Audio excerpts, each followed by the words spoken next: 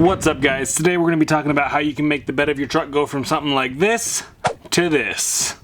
Minus the pine cone. Hey guys, my name's James. And I'm Ashley. Last year we sold our house and we're traveling across the country with our kids. Hi, my name's Goose, and this is Maverick. Come join us!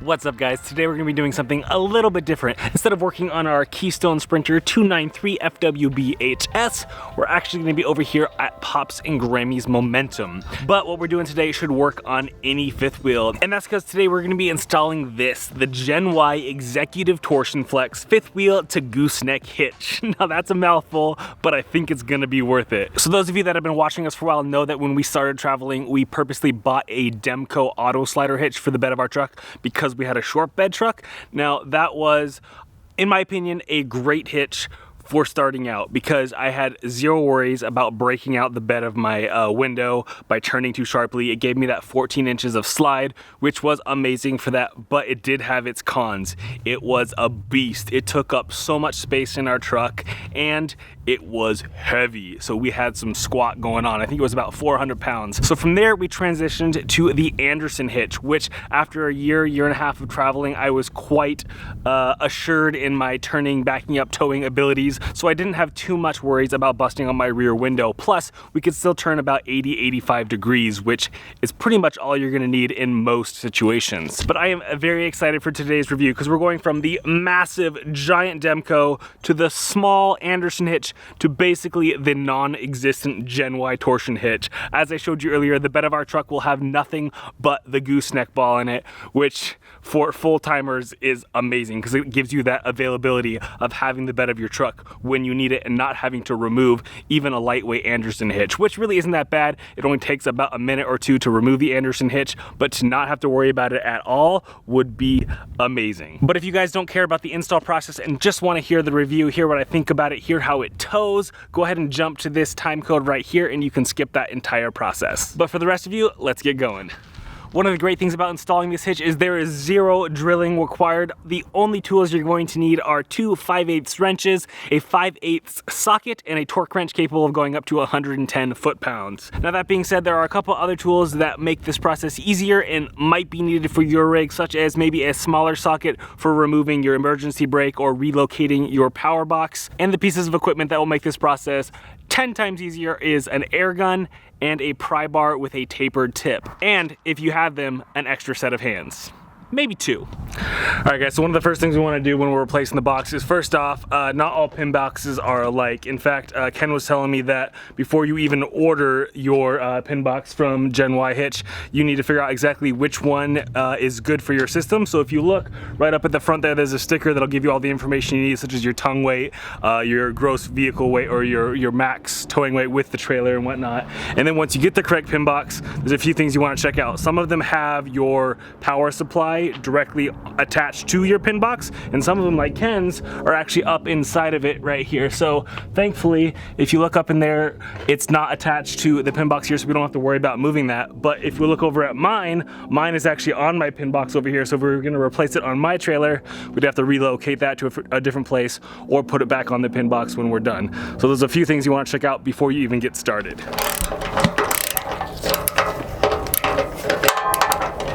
So the first thing we did is we took off our emergency brake here, our e-brake, because it was attached to the pin box and not up here on the actual mount, whatever this is called, on the trailer. So as long as we have that up out of the way here, high-tech system, we should be good to go.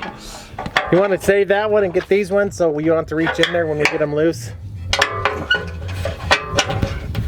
Ready? So obviously if you have an air gun, it makes this whole process much simpler, but you don't need an air gun to do it. You can do it with just basic wrenches on the inside and out, but this way is obviously a lot quicker.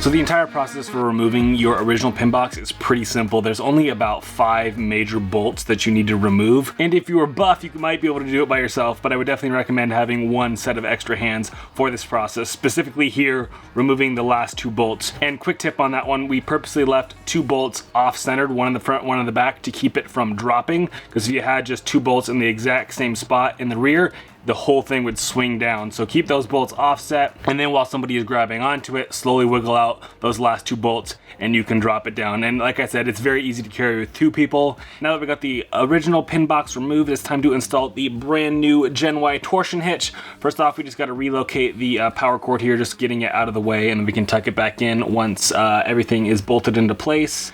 And one of the things you might notice when researching which Gen Y torsion hitch to get for your pin box is they have some of these adapter plates. So originally Ken thought that his pin box was going to need these spacer plates to put in between his pin box and the new Gen Y torsion hitch, but it ended up not being needed, so it just slid right into place as is. But that is something to be aware of. You need to make sure you get the correct Gen Y hitch for your specific pin box. All right, enough talk. Let's bust this thing out of the box and get her up into place. Actually, we had to laugh. When we first opened the box, we looked at the instructor user manual, and this is it. It's literally a one-sided page telling you what size wrench you need. So if that doesn't tell you how simple this process is, then I don't know what will. Again, 2 people lifting it up into place is easier than 1, and then we used our pry bar to slide into the hole as a temporary spot to hold it into place, so that way they could then pivot it up and I could then slide in the rest of the bolts into place. I'm not attaching the nuts on the other side, I'm just getting the bolts up in there, so that way they can release the hitch and not have to be holding it there the whole time. Once you have all of your bolts into place, we went ahead and applied some of this medium strength Loctite onto them just to keep those nuts from backing out. You could use lock washers, and I don't even think the manufacturer requires you to do it, but better safe than sorry, we're gonna go ahead and use some Loctite.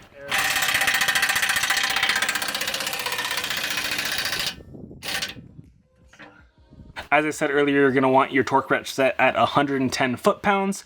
That way those guys are really snug on there. And then obviously repeat the process on the other side. Once we have all 10 of those bolts tightened down, the last thing to do here is just to reattach your e-brake. You could drill a hole in your Gen Y hitch if you wanted to attach this, or use a self-tapping screw, but we're just making life a lot easier in using one of the existing holes up here and just using a nut and bolt, and then again putting some Loctite on that bolt to keep it from backing out, and we're good to go.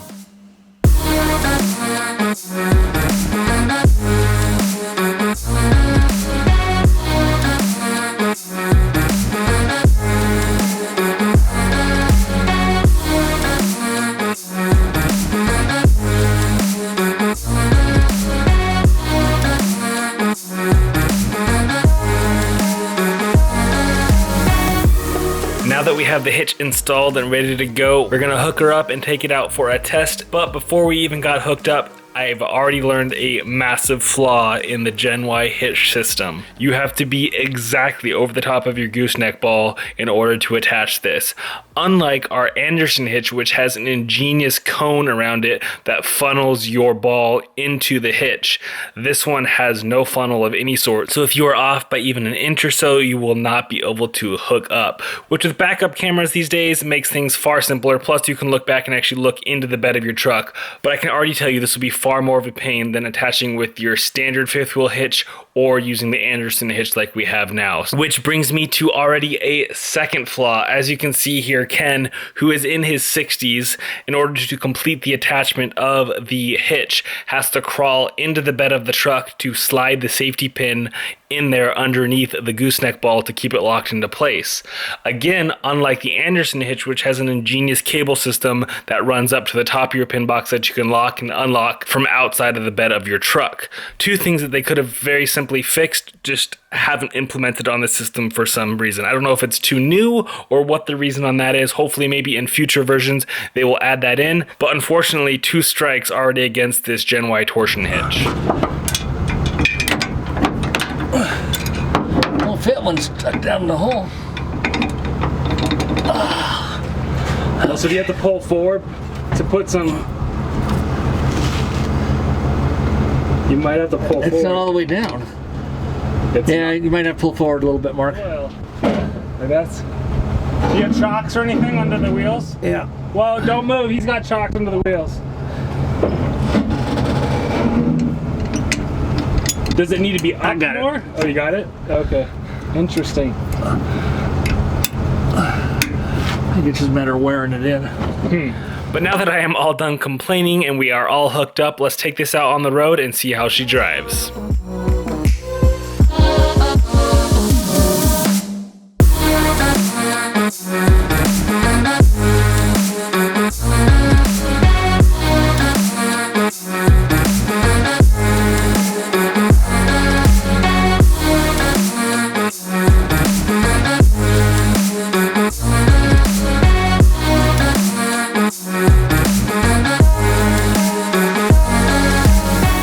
After towing it around town and going over the pass, so uphills, downhills, and driving for over 3 hours, I talked to Ken, who was the one driving, and compared to his old slider hitch, which he had the pull-right slider hitch as opposed to the Demco that we had, he says this hitch is phenomenal. There's no chucking, it's super smooth, and it just turns on a dime. He says it is far easier backing up and maneuvering with it compared to the slider that he had, which I can attest to, having gone from the Demco to the Anderson, which is going to handle, I think, very similarly.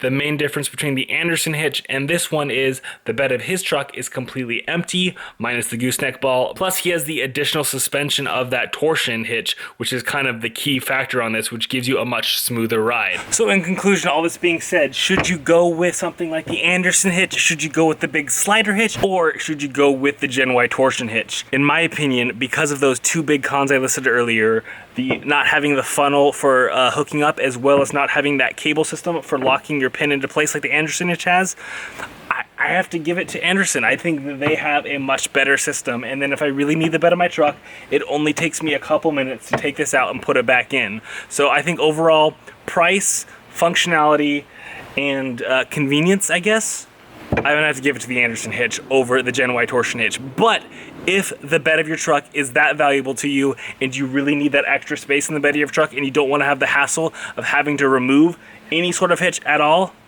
then you have to go with the Gen Y. I think that has it overall. So that does it for today. Thank you so much for watching, guys. Let me know down below, what are you towing with, and are you considering something like the Gen Y, or would you go more for the Anderson? And until next time, guys, remember, stay positive, get out there, life is an adventure, so make some memories. Alright guys, today we're going to be doing something that I actually have not done in the entire 2.5 years that we've been traveling, which I do not recommend at all. Today we're going to be lubing up, greasing up our bearings for our wheels here, and thankfully we have a system called the Easy Lube system, which makes this a very easy process.